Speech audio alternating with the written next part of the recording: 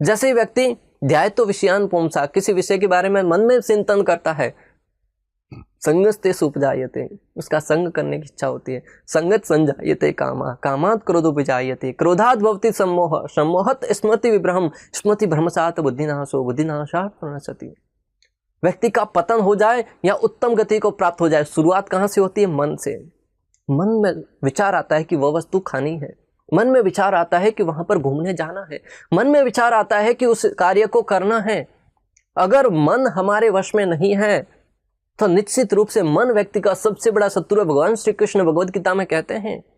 और अगर किसी ने मन पर विजय प्राप्त कर ली तो निश्चित रूप से वह जीवन में समस्त प्रकार के कार्यों पर, समस्त प्रकार के अपने दुर्जय लक्ष्यों पर विजय प्राप्त करेगा। और मन पर विजय प्राप्त करना इतना आसान भी नहीं है, क्योंकि अर्जुन जैसा धनुर्धर कहता है कि हे भगवान, संसलम ही मना कृष्ण प्रमाति बलवत दृढ़म तस्य अहम निग्रमण्य वायुरेव दुष्करम। हे भगवान, ये जो मन है वो बहुत ही संचल है। मैं अपनी गांडीव के बल पर एक बार वायु को वश में कर सकता हूं, परंतु इस मन को वश में करना बहुत कठिन लग रहा है।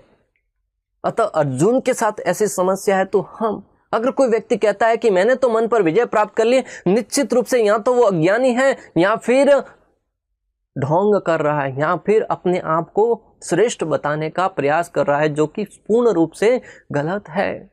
हाँ, कुछ महात्माओं ने, कुछ सिद्ध पुरुषों ने हो सकता है कि मन के ऊपर विजय प्राप्त कर ली हो, परंतु वो इतना आसान नहीं है, इतना सरल नहीं है। उसके लिए एक और एक मात्र विकल्प है, श्री कृष्ण की शरणागति स्वीकार करना।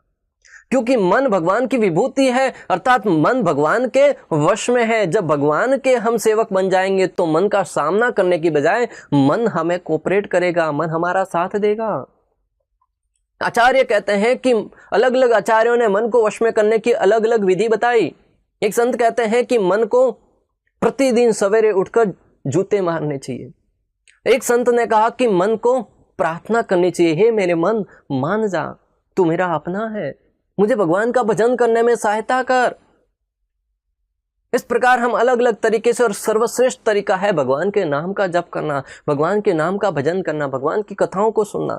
मन बार बार भागेगा नाम जप करते हुए भी, परंतु हम कितनी प्रबलता के साथ, कितनी दृढ़ इच्छा शक्ति के साथ उस मन को पुनः खींचकर उस स्थान पर लाते हैं, यह निर्भर करता है कि हमारा मन हमारे वश में है कि नहीं। भगवद गीता के 6.34 में भगवान श्री कृष्ण के द्वारा जब अर्जुन ने कहा कि संसलम ही मना कृष्ण, की मन है वो बहुत ही दुर्जय है, तो उसके उत्तर में भगवान श्री कृष्ण 6.35 में कहते हैं, असंशयम महाबाहो मनोर्निग्रहम शलम अभ्यासेन तु कौन्तेय वैराग्येण सगृहीते। भगवान श्री कृष्ण कहते हैं कि हे महाबाहु अर्जुन, निसंदेह संचल मन को वश में करना अत्यंत कठिन है, किंतु उपयुक्त अभ्यास द्वारा तथा विरक्ति द्वारा ऐसा संभव है। हालांकि मन को वश में करना बहुत कठिन है, परंतु अभ्यास द्वारा, और वो अभ्यास क्या है भक्तों? भगवान के नाम का जप करना, हरे कृष्णा कृष्ण कृष्ण हरे हरे, हरे राम राम राम हरे हरे।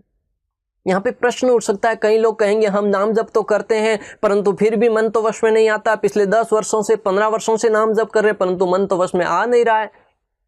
आचार्यों के सामने जब इस प्रश्न को उठाया गया तब संत महात्मा समझाते हैं कि हम वहीं पर मात खा जाते हैं, वहीं पर गलती कर बैठते हैं। जब नाम जप करने बैठते हैं मन को खुला छोड़ देते हैं, मात्र उच्चारण करने के लिए भगवान के नाम का भजन करते हैं।